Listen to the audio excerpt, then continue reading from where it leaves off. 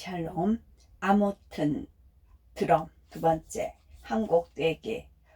오늘은 지난주에 예고받은 곡을 배우는 시간이다. 워낙 많이 들었던 곡이라 따로 시간을 내어 들을 필요가 없어 좋았다. 지난주에 맛보기로 악보를 보여주실 적엔 분명 한 장이었는데 선생님이 짠 소리와 함께 뒷장이 튀어나온다. 나는 무덤덤하게 더 있네 라고 욱조리지만 사실 소리 없는 아우성이 바깥으로 살짝 샌 거다. 속으로는 머리를 쥐어뜯으며 왜 한 장으로는 어떻게 안 되는 거야? 왜 하고 소리친다. 하지만 내가 배우고 싶다고 한 곡이기에 표정 관리를 잘해야 한다. 나는 기쁘다. 나는 행복하다. 대부분의 악보 두 번째 장은 여백이라곤 없이 음표와 기호가 빽곡하다. 노래의 기승전결에 따라 절정 상태에서 곡의 감동을 끝까지 밀어붙이는 경우가 많기 때문이다. 오늘부터 배울 곡은 빅배트의 무지개 소년. 가사가 좋아서 힘이 없는 날엔 특히 많이 들었다. 나는 7개 강을 헤엄쳐 5개 바다를 지나 여기 앉아있다. 지치지도 않고 매번 놀라는 일이지만 드럼 앞에 앉아 음악을 들을 때면 평소보다 훨씬 빠르게 들린다. 그리고 무척 입체적이다. 같이 드럼을 배우는 친구가 만날 때마다 내게 인사 대신 건네는 말이 있다. 너 그 곡 했어? 아, 이렇게 빨랐나? 미쳤나봐. 보컬이 나른한 목소리와 다른 악기, 특히 기타 소리의 깜빡 속아 세상 감미롭고 달콤하게 들리던 음악들, 심박수까지 차분하게 내려주던 그 음악들은 사실 다 웨이크였다. 이들은 쉴 틈 없이 몰아치는 드럼 파트를 품고 있었음을 정승님 기타 따라가지 마세요. 정승님 보컬 따라가지 마세요. 가지 말라고 붙잡는 애절한 목소리를 그 누구도 아닌 선생님으로부터 그 어디도 아닌 레슨실에서 가장 많이 들었다. 다른 악기들이 얼마나 느려지고 빨라지던 간에 드럼은 드럼의 길을 가야 한다. 듀엣을 하듯이 귀를 절반만 열고서 새로운 곡을 시작할 때 늘 선생님이 시범 연주를 시작한다. 주섬주섬 자리야 일어나. 자리를 비켜드리고 바로 옆 의자에 앉아 오늘도 의심의 향연을 펼친다. 스틱이 다른 건 아닌지 악보에 진짜 있기는 한 구간인지 어째서 드럼에서 나오는 음량이 다른지 선생님은 당신이 지금 치는 구간을 악보랑 비교하면서 들으라고 짚어가며 연주하지만 내게는 그저 공연 직관 시간이다. 감탄하며 멍하니 보다가 연주가 끝나면 뜨겁게 박수를 치고는 뭔가를 알아들은 척한다. 갑자기 그게 고개를 끄덕이며 잘하겠다는 의지에 표명하기도 한다. 다시 자리를 바꿔 앉아 이번에는 곡으로 배워야 하는 중요한 포인트들에 대해 듣는다. 들리기 쉬운 함정에 대해 주의를 듣는 시간이지만 가만 생각해보면 이 함정도 선생님이 봐놓은 거다. 이런 것들이다. 발손 이 몇 마디 잘 이어지다가 갑자기 발손 발 없음 손으로 바뀐다든가 손이 오른왼이었다가 오른으로 바뀌어 있고 꿍딱다가 꿍딱로 바뀌어 있는 식이다. 하면서 방금 지나온 한 줄을 다시 읽는 분들이 있을 테다. 악보나 글자로 보면 그게 그거 같지만 실제로 들으면 이 변형의 존재감이 무척이나 뚜렷하고 심지어는 곡의 핵심 매력 포인트가 되는 경우도 많아서 얼렁뚱땅 눈치고 넘어갈 수도 없다. 다만 틀리면 틀린 대로 당황하지 말고 안 틀린 척 넘어가야 한다. 그러면 사람들이 진짜 모를 수도 있다. 영어 드럼 라인에서도 선배가 새내기 드러머들에게 스틱을 놓쳐도 절대 죽지 말고 연주하는 흉내를 내라고 한다. 선생님의 시범 연주에 이어 악보의 조견을 시작한다. 말 그대로 처음 악보를 보면서 일단 연주하는 것이다. 1절 정도까지는 어찌어찌 치면서 나아간 다음 한번 끊고서 다시 처음으로 돌아온다. 첫 번째 마디와 두 번째 마디를 각각 연습한 다음 두 마디를 붙여서 연주한다. 세 번째, 네 번째 마디도 마찬가지. 그렇게 연습한 다음 네 마디를 이어붙여 악보 한 줄을 완성한다. 아랫줄로 내려갈 때 멀리 나가다가 되돌이표를 보고서 시작점으로 돌아와야 할 때 여기서 조심해야 한다.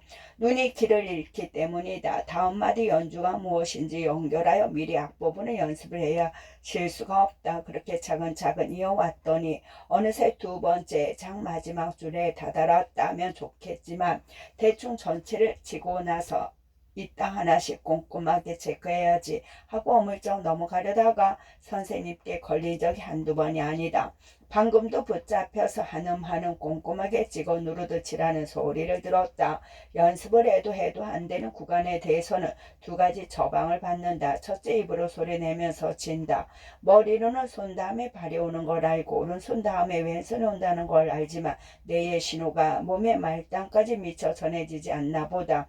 내 몸에 내가 성질나기 시작한다. 선생님이 옆에서 자 따라하세요 하고 입으로 먼저 읽는다. 꿍꾹 따따 꿍딱 치따 웃다. 어쩐지 민망해서 작게 따라 하지만 입으로 소리를 내면서 연주하면 진짜로 들리지 않는다. 내 몸이 이렇게 단순하다고 이게 무슨 귀신이 곡할 노릇이람. 둘째 악보를 변경한다. 안 되거나 자꾸 까먹는 부분 연주하기엔 괴롭지만 사실 곡에선 없어도 무방한 부분을 과감히 삭제하기도 한다.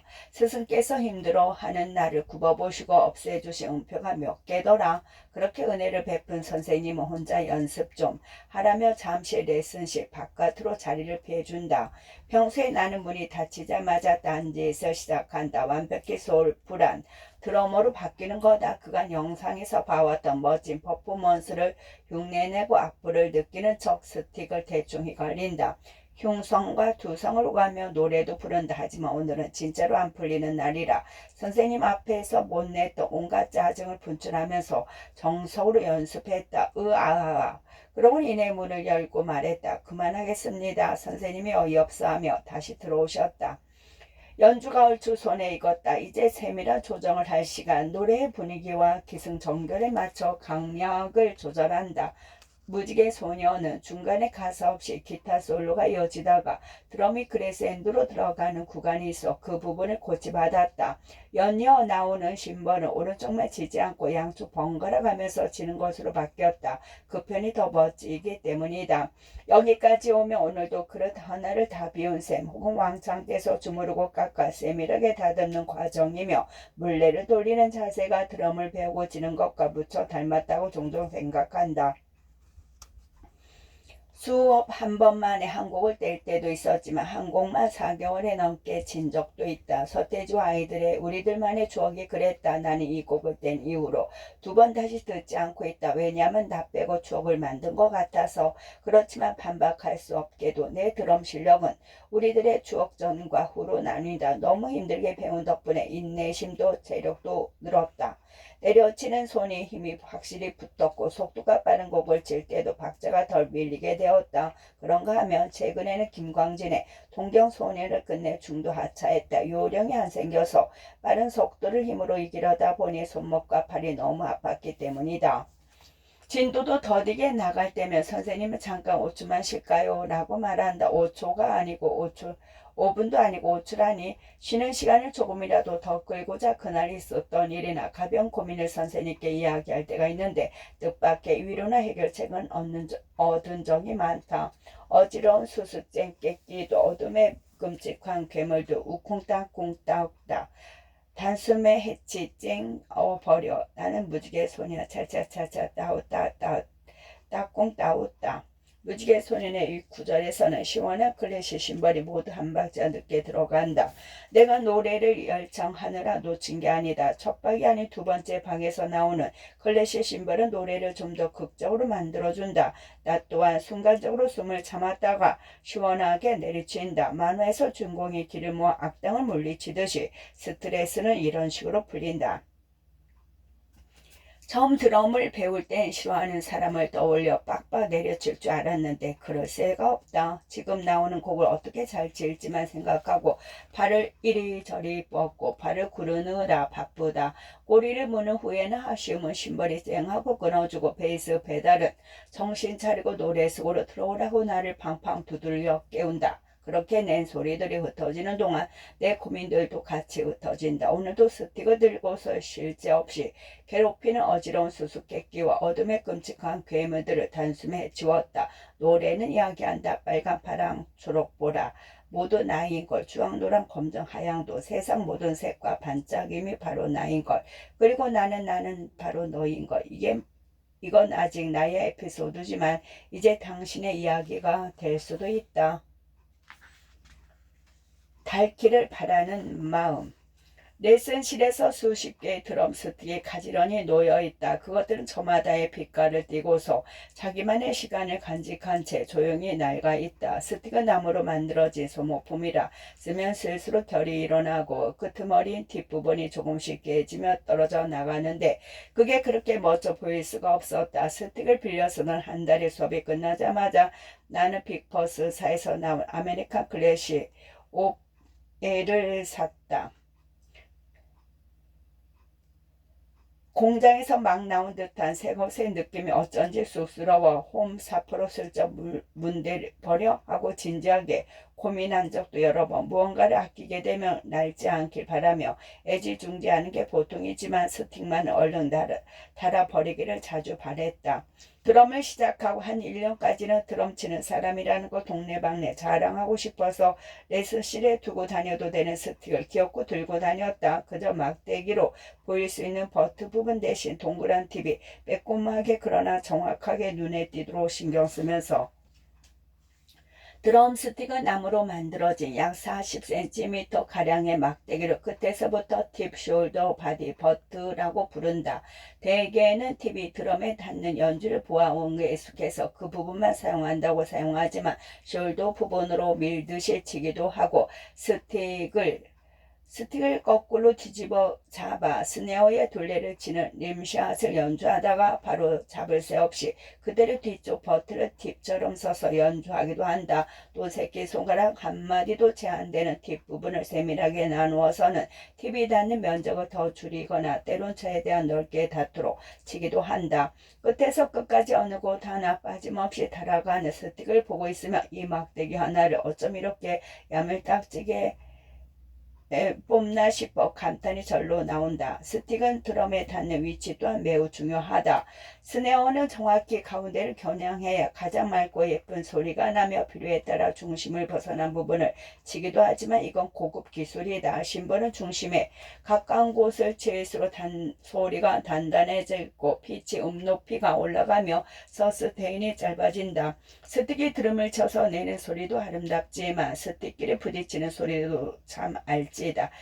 따라락 딱딱 똑똑. 무대가 시작될 때 예비박을 넣는 그 소리는 가볍고도 속이 꽉 차 있다. 깔끔하고 정직한 이 소리를 들으면 마음이 편안해지는데 이는 소리지만 일상에서 듣기 어려운 것이 마치 목탁 소리 같기도 하다. 때때로 선생님의 시범 연주를 볼 때면 스틱이 좀 다른가 싶을 때도 있다. 스틱이 드럼에 훨씬 쫀득하게 무겁게 떨어지기 때문인데 의심의 눈초리로 스틱을 집어들면 내 것과 똑같아서 어리둥절함은 번번이 내 몫이었다. 차이는 손목 스냅과 속도에 있다. 스틱을 손목을 잘 활용해서 고무줄 당기듯이 들어 올렸다가 팍 놓듯이 쳐야 하는데 많은 초보자들은 팔까지 활용해서 스틱을 드럼에 쓱 가져다 얹는 식으로 연주를 한다. 나 또한 초보자의 정석, 고수를 제달 밟은 모범생으로 지금의 와 예전 영상들을 보면 로봇이 삐리삐리 팔을 뻗어가며 드럼을 치는 모습이다. 고무줄 당기듯 쳐라. 내가 내 손목에 끈을 매달아 들어 올린다고 생각해라. 뭉개지 말고 또박또박 쳐라. 티베추가 달려있다고 상상하며 최대한 늦게 들어라. 꼭 연기 수업에 온 듯한 가르침 속에서 일정하게 소리내는 법과 각도를 유지하는 법을 배우고 자세의 군더더기를 깎아내는 연습을 했다. 그러는 동안 스틱도 조용히 남결을 일으키고 부서지며 자기 몸에 나의 시간을 기록하고 있었다. 연주를 하다 보면 스틱을 떨어뜨리는 건 예사하고 스틱이 날아갈 때도 있으니 여기까지 나도 해당된다. 부러지기도 한다. 실제 공연에서 그런 일이 생기면 어떡하냐고 선생님께 여쭸더니 보통 맨 오른쪽 프로탑 옆에 스틱을 하나 더 걸어두거나 보면 돼. 밑에 하나 더 둔다고 한다. 연주를 하다 떨어지거나 부러지면 한 손으로 리듬을 지면서 얼른 집어든다고. 들으면서 정말이지 멋짐이 너무나 지나치다고 생각했다. 유연함과 의연함이 공존하는 순간을 격정적이고도 우아하니까. 내 스틱은 내가 드럼을 치고 있다는 거의 유일한 증거이기도 하다. 서울특별시에 사는 30대 초반의 1인 가구로서 드럼 세트를 집에 놓을 수 있는 형편이 못 되기 때문이다. 지금 내가 허락된 건 스틱과 아포 노트와 연습용 드럼패드 정도랄까. 선생님은 이제 연습 패드도 샀으니 집에서 연습 좀 하라고 슬쩍 압박하셨지만 나는 슬쩍 흘려 듣고서 핸드폰 충전 거치대로 잘 쓰고 있다. 수업이 끝나고 스틱을 정리하다 보니 숄더 부분이 자국이 더 깊게 배어있다. 이 스틱은 언젠가 내 수명을 다하겠지만 드럼과 나 사이의 첫 연결고리라는 점에서 변함이 없다. 비유하면서 실제로 그렇다. 드럼은 스틱을 통해 몸이 직접 닿지 않는 채로 연주하는 악기니까 그 적당한 거리감에 매번 놀란다. 나는 스틱을 통해 드럼에 닿지 않고서는 드럼 속에 있다 닿지 않으면서 완벽히 다 있는 이 모순이 마음에 든다. 수작업 악보. 드럼 선생님은 말과 행동에 군더더기 없다. 수업, 악보, 음악, 영상. 요즘 무슨 음악 들으세요? 라는 질문. 이 세 가지가 오랜 시간 선생님과 내가 주고받는 것이 거의 전부다. 요즘 무슨 음악을 듣느냐는 물음으로 학생의 취향을 파악해 가르칠 곡을 고르고 수업이 끝나면 그날 배우기 시작한 악보와 같이 들으면 좋을 음악 영상을 보내주시곤 한다. 레슨실의 드럼 스틱들 윗칸에는 수십 건의 악보 노트가 있는데 선생님이 학생 개개인에 맞춰 직접 그린 수업용 악보다 10년이 훌쩍 넘은 시간을 묵묵히 견딘 노트들은 양피지처럼 노랗게 발해서 만지면 바스러질 듯 위태로 보이기도 한다. 수업은 선생님이 컬리큘럼 내에서 필수로 정한 곡의 학생들이 저마다 배우고 싶어하는 곡을 보태는 식이다. 내가 연주해보고 싶은 두세 곡 정도를 선생님께 알려드리면 언제가 되었든 얼마 후 그 중 한 곡의 악보를 받는다. 혹시나 싶어 말해두자면 배우고 싶은 곡만 배울 수 있는 건 아니다. 단계별로 반드시 배워야 하는 곡을 서너 곡 정도 떼면 내 차례가 돌아온다.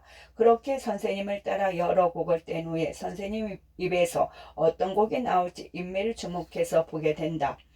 내가 오래 아껴 들었던 그래서 직접 배우고 싶다고 결심한 곡의 악보를 받을 때면 작은 소원 하나를 이룬 기분마저 든다. 매번 보면 내에 올라오는 악보들은 하나도 빠짐없이 손으로 그린 것이었다. 직접 배우기 전까지는 당연히 피아노처럼 드럼도 시중에 파는 교본 집으로 배울 거라 생각했다. 내가 수강생 중 최초로 신청한 덕분에 해당 곡의 첫 악보를 받아본 적도 있다. 어째서 이 모든 악보를 손으로 직접 그리시는 거냐고 여쭌 적이 있는데 선생님은 수업의 최종 목적이 있다면서 자신이 좋아하는 음악을 듣고 직접 악보를 그릴 줄 아는 삶을 알려주고 싶다라고 했다. 그런데 선생님이 프린트된 악보를 주면서 학생들한테도 악보를 그리라고 하면 그리겠냐고, 보고 배운 게 있어야 조금씩 따라 그리지 않겠느냐고 했다. 맞는 말이다. 드럼을 배우기 시작한 첫날 나는 새 음악 노트를 선물 받고 악보 그리는 법을 배웠다. 다른 악기를 배울 때와는 큰 차이점은 악보를 읽는 법이다. 드럼은 리듬 악기이므로 오선 악보의 각줄과 칸은 음계가 아니라 쳐야 하는 드럼 세트의 구성 악기를 가리킨다. 7살 때 피아노 학원에서 배운 적이 있지만 새삼 너무 낯설었다. 4분음표, 8분음표, 온심표, 크레센도, 셋, 이따누표, 당김, 요즘엔 좀 뜸해졌지만 드럼에 대한 열정이 절정에 달했을 땐 수업 때 받은 악보들을 몽땅 다시 따라 그렸다. 그렇게 악보를 그리다 보면 곡의 구조를 파악할 수 있었다. 전체가 몇 분인지, 인트로와 아우트로는 어디서 시작해 어떻게 끝나는지 대충 똑같은 반복이라고 생각했던 구절이 A와 명확하게 나뉘어 있음이 마디마디 착실히 표시되어 있었다. 음악을 들으면서 곡의 매력 포인트라고 생각했던 구간이 드럼 세트의 어떤 악기에서 내는 소리인지 그걸 어떤 주범으로 쳤는지 이해했다. 이를 토대로 나중에 비슷한 곡을 연주할 때면 그때 비리인을 여기에서도 좋겠다라고 나름 응용할 줄 알게 되었다. F 용지보다 큰 악보를 양면으로 그리다 보면 손목도 점점 아파하고 언제 다 재우나 싶어 귀찮아지곤 했지만 그럴 때면 어유 선생님도 그렸는데 하면서 일단은 끝까지 따라 그리고야 만다. 보통 4마디 또는 8마디의 마지막 마디에서 반복되는 연주 끝에 채워 넣는 변형 연주, 곡의 분위기와 구간 전환의 효과적인 테크닉 애드리브이다. 그리고야 많은 것이다. 악보를 보면서 나는 비로소 곡을 이해하고 선생님의 곡을 이해한 채로 악보를 그린다. 노래가 들리는 그대로 악보에 받아 적는 일을 카피라고 하는데 짧게는 수십 분, 길게는 틈틈이 며칠에 걸쳐 그린다고 한다. 원곡의 주법을 그대로 받아 그리는 것도 의미 있겠지만 선생님이 그리는 악보는 대부분 받는 이에게 맞춰 변형된다. 이 곡에선 이 주법을 배워야 하니 여길 강조해야겠군. 이 부분은 좀 어려울 테니 빼고 정스님이라면 이 정도는 할 수 있을 거야. 이런 식으로 원곡의 느낌을 해치지 않는 선에서 선생님에 맞춰 악보를 더하거나 덜어낸다. 이 과정은 취향이 아닐지라도 한 곡을 귀 기울여 끝까지 듣고 몇 번이고 되감아 들으며 곡의 장점을 발견하는 일이자 자신이 이해한 것을 상대방의 눈높이에 맞춰 오해 없이 전달하는 일이다. 이것은 우리가 살아가면서 나누는 좋은 대화와 닮아있다. 레슨실에서 삶의 대화는 악보를 통해 이루어진다.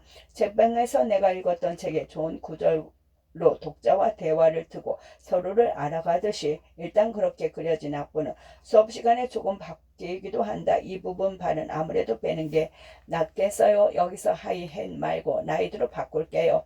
여기서 피리는 이렇게 쳐볼까요? 이런 대화가 오가는 동안 검고 흰 악보 위로 파란색 빨간색 표시가 더해진다. 연주가 어려워 씩씩대던 나는 바꿔도 된다는 선생님의 허락이 떨어지자마자 빡빡 줄을 그어 음표를 없애기도 하고 때로 선생님이 나의 가능성을 높여 사서 악보를 즉흥적으로 더 어렵게 바꾸면 나는 뭉크에 절규하는 사람이 되어 그 모습을 망연히 지켜본다. 악보에 덧대어진 표시를 보면 그래도 반갑다. 나보다 앞서서 이 악보를 온몸으로 소화하고 지나간 누군가가 있다는 뜻이기 때문이다. 그럴 때면 나는 곧 선생님께 이 곡을 마지막으로 가르치신 게 언제냐고 묻는다. 누군가가 같은 곡을 진짜로 거쳐갔구나 싶어서다. 개인 교습이다 보니 실제로 만나는 것 선생님이라 늘 악보로만 이어진 일들이 궁금하다. 내가 어려워했던 마디가 깨끗하면 전에 배웠던 분은 여길 잘 지나갔단 말이야. 궁금해지고 악비의 표시가 유난히 많이 되어 있으면 사람 사는 거 다 똑같구먼 하고 안심하게 된다. 악보에는 표시되어 있던 주법인데 내 수업에서는 그냥 넘어갈 때면 선생님께 왜 나는 안 알려주시냐고 반강제로 배워 엉겁길에 실력을 쌓기도 한다. 같은 시간 같은 공간에 있지는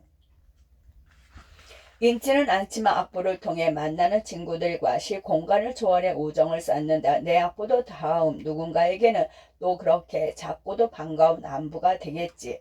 손목에 달이 나 몇 달 쉬고 돌아왔더니 보면 대의 아이패드가 등장해 있었다. 그렇다고 손으로 그린 악보가 사라진 건 아니고 그간의 악보들을 사진으로 찍어 정리한 것이었다. 이제 더 이상 빨강 파랑 펜으로 손정승 다녀간과 같은 흔적을 악보에 남길 수 없는 게 조금 아쉽지만 시대가 바뀜에 따른 자연스러운 변화로 받아들이기로 했다. 선생님은 계속해서 악보를 그릴 테고 학생에 대한 마음은 변치 않을 텐데 뭘.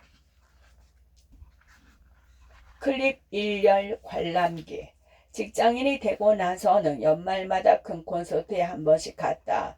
자우림, 김동률, 이정, 이소라, 장기하와 얼굴들 10대, 20대 나를 돌본 음악들을 직접 들으러 가는 일은 한 해를 잘 살았다는 기념이자 인생 이력서로 잘 흘러갔다는 증거였다. 그러기에 무대와의 거리가 얼마나 멀고 가까운지는 중요치 않았다. 얼굴은 언제나 개미만하게 보여서 결국은 화면으로 볼 때와 다를 바 없이 무대 뒤에 설치된 대형 스크린으로 봤지만 뛰어난 뮤지션들과 한 공간에서 숨쉬고 있음에 그들의 음악을 이어폰으로 한번 거르지 않고 직접 들을 수 있음에 만족했다. 그런 이유로 클럽방의 공연을 색달 달랐다. 무대가 코앞에 있었기 때문에 어딜 앉아도 일려시하였다. 홍대 산울림 극장 근처에 있는 모던락 라이프 클럽방은 이미 20년이 훌쩍 넘긴 홍대 앞 클럽의 거주대감으로 거의 매일 공연이 열린다. 홍대 앞에는 클럽의 반스, 벨로즈, 클럽 FF, 제비다방, 레스트 나다르, 빵 같은 클럽이 지척에 있지만 맘만 먹으면 언제나 갈 수 있다는 호기심으로는 오히려 발길을 미루게 했다. 그동안 사라진 곳은 더 많았다. 그러다가 드럼 선생님의 제자가 드러머로 활동하고 있는 밴드가 저 싱글을 발매했다는 소식에 잘 됐다 싶어 클럽방에서 한다는 공연을 애매했다. 총 4팀이 나오는 무대였는데 하루 전날 2팀이 코로나에 걸려 참석하지 못하게 됐다고 했다. 내가 보려고 했던 밴드도 포함이었다. 예정대로 공연을 한다는 2팀에 대해서는 아는 바가 전혀 없었지만 나는 모던 락을 좋아하니 괜찮겠지 싶어 공연 전에 일부러 미리 찾아 듣지는 않았다. 홍대 클럽에 TPO를 맞춘답시고 아끼는 하와이 셔츠를 입고 갔다. 도착해보니 너무 맞춰서 내심 머쓱했다. 마치 결혼식장의 신부를 위해 위아래로 새까만 옷을 입고 간 느낌이랄까. 하지만 클럽의 사장님은 옷이 멋지다고 칭찬해 주셨다고. 나는 화답 차원에서 평소 마시지도 않는 넘코를 시켰다. 알아주는 알코올 쓰레기인 나는 몇 번의 훌쩍임에 혀가 얼얼해짐을 느끼며 정확히 2커플 사이에 끼어앉게 되었다. 술 때문인지 자리 때문인지 많이 더웠다. 공연이 시작되기 전에 방의 구석구석을 살폈다. 무대 악기들 한쪽 벽면을 장식한 클럽방을 거친 뮤지션들의 음반, 그 옆에 사장님 소장의 음반, 통일되지 않은 의자와 오래된 조명, 때마침 손을 탈탈 털면서 앞으로 나가는 이가 있길래 저 사람이 혹시 드러머라는 궁금증이 일었다. 저 사람이 진짜로 드럼 앞에 앉게 되면 나는 이제 음악인을 알아보는 음악인이 된 거라고 생각하며 한참 후 그는 진짜로 드럼 의자에 앉는 대신 어디선가 진로소주 반 한 병을 들고 와서 병째로 마신 후 기타 옆에 세워두었다. 관상 보기는 아직 멀었구나. 그 사이 드럼 뒤편의 문이 살짝 열리고 여자분이 들어와 스택을 꺼내며 자리에 앉았다. 와우, 뜻밖의 수학이었다. 공연 시각은 6시 반이었는데 6시 40분쯤 무대가 거의 준비되었다. 보컬의 베이스 어디 갔어? 찾더니 누구야? 하고 3번쯤 크게 부르자 한 남자가 급하게 무대로 올라왔다. 배가 고파서라며 뭔가를 우물거렸다. 관상보기를 포기하지 않은 나는 그에게서 어떤 음악적 소울을 찾아보려 했으나 너무나 성실한 직장인이 휴일을 맞은 듯한 정직하면서도 편안해 보이는 모습이었다. 드러머도 기타리스트도 보컬도 마찬가지였다. 드러머를 잘 보기 위해 보컬이 서는 자리에서 살짝 더 오른쪽으로 앉았다. 너무 정면으로 앉으면 동선상 보컬이 드럼을 가리기 때문이다. 예전에 만났던 친구는 피아노를 끝내주게 잘 쳤는데 공연에서 피아니스트의 손을 보려고 왼쪽 객석에 앉아야 한다고 당부하곤 했다. 미련 없이 아름답게 헤어진 친구인데 여기서 다 생각이 나네. 잘 지내니? 나도 음악인이 되었단다. 아무튼 다른 무대에서는 가까이서 보기 힘들었던 드럼이라 기타 4개 얼굴이 자주 가려도 좋았다. 처음엔 약간 긴장한 듯 아무 표정이 없던 드러머는 2-3곡 정도 연주가 이어지자 드디어 슬며 웃었다. 자세히 안 보면 모를 정도의 웃음이었지만 이 웃음이 뭔지 아주 조금은 알 것 같았다. 기교가 많은 밴드는 아니었지만 성실히 마음을 다해서 연주한다는 느낌이었다. 드럼을 알고 볼 수 있다는 게 좋았다. 좀 더 배운 사람은 무대에 오르는 연주자는 저렇게 지는구나. 아쉽게도 소리의 데시벨이 올라갈수록 왼쪽 귀에 이명이 시작됐다. 동영상으로 바람을 찍으면 나는 지지직 소리가 귀에서 크게 나는 일인데 병원에서는 딱히 치료법이 없으니 자극을 줄일 수밖에 없다고 했다. 그래도 콘서트에 갈 때면 때때로 귀를 막고 듣곤 하는데 그렇게 들으면 자극은 줄고 가사는 더 정확하게 들린다. 큰 공연장에서는 아무 눈치도 보지 않고 할 수 있는 행동이지만 여기선 그럴 수 없었다. 광대기 한눈에 들어오는 작은 공간에서 한가운데 앉은 사람이 귀를 막고 있을 수는 없으니까. 그러는 사이 첫 번째 순서가 끝나고 두 번째 밴드가 밴드가 준비를 시작했다. 저 밴드의 기타리스트 진로 소조 소지자가 이번에 보컬 자리에 서서 주섬주섬 자리를 체크했다. 객석 오른편에 앉아있는 두 사람이 무대로 올라 한 명은 베이스를 했고 한 명은 기타 튜닝을 시작했다. 드디어 카운터 뒤편에 서 있는 클럽 직원인 줄 알았던 사람은 드러머였다. 선생님이 했던 말이 생각났다. 작은 클럽에서 공연이 끝나면 객석에서 박수 치던 사람들이 다음 무대에 오르고 또 그 다음 팀이 공연이 시작되면 그들이 내려와 객석을 채운다던 보러 오는 사람이 무척 적다는 뜻일 테다. 실제로 현장을 마주하자 그 이야기를 들을 때보다 왠지 모르게 씁쓸했던 마음은 간데없이 사라지고 마냥 유쾌하고 자연스러워졌다. 이번 팀의 드러머는 무대로 올라와서 베이스 드럼에 페달을 떼어내 자신의 것으로 바꾸고 하이햇의 위쪽 심벌과 그릇의 심벌도 바꿔 끼웠다. 스틱 가방도 착착 펼쳐 브레어 팀에 걸어 여분의 드럼 스틱은 베이스 위에 얹어두었다. 그리고 마지막으로 소주를 챙겼다. 아까의 기타리스트가 보컬로 자리를 옮기는 동안 이 팀의 진짜 기타리스트는 막 먹다만 와인을 들고 무대에 올랐다. 객석 뒤쪽에서 사장님이 다들 진작 마셔, 다들 작작 마셔라고 외쳤지만 그 또한 막걸리를 병채로 마시고 있었다. 이들은 무대 내내 병채로 짠을 여러 번 하면서 술을 물처럼 마셨다. 술이 찰랑찰랑 넘치고 병나발을 부는 사람들이 가득했지만 프로답지 못하다는 느낌은 조금도 없었다. 연주가 그랬고 무대의 매너가 그랬다. 한참 뒤에야 알았지만 이날의 알코올 농도는 클럽 공원에서도 극히 드문 일이었다. 첫 번째 밴드의 보컬이 무대를 내려오면서 두 번째 밴드는 귀를 뻥 뚫어줄 거라고 말했다. 보컬이 기가 막힌 밴드인 줄 알았더니 수게이징과 노이즈락을 하는 밴드였다. 수게이징은 별다른 가사 없이 있더라도 다른 요소들과 거의 구분되지 않으며 기타 이펙트를 왕창 걸고서 의도적 노이즈를 생산해 5분이 훌쩍 넘는 연주를 하는 장르다. 이 밴드는 매 곡마다 드럼, 기타, 베이스 모두가 끝까지 달리는 게 느껴졌다. 드러머는 모든 심벌을 쉴 새 없이 내리치고 기타리스트는 허리를 좀 굽혀지 않았다.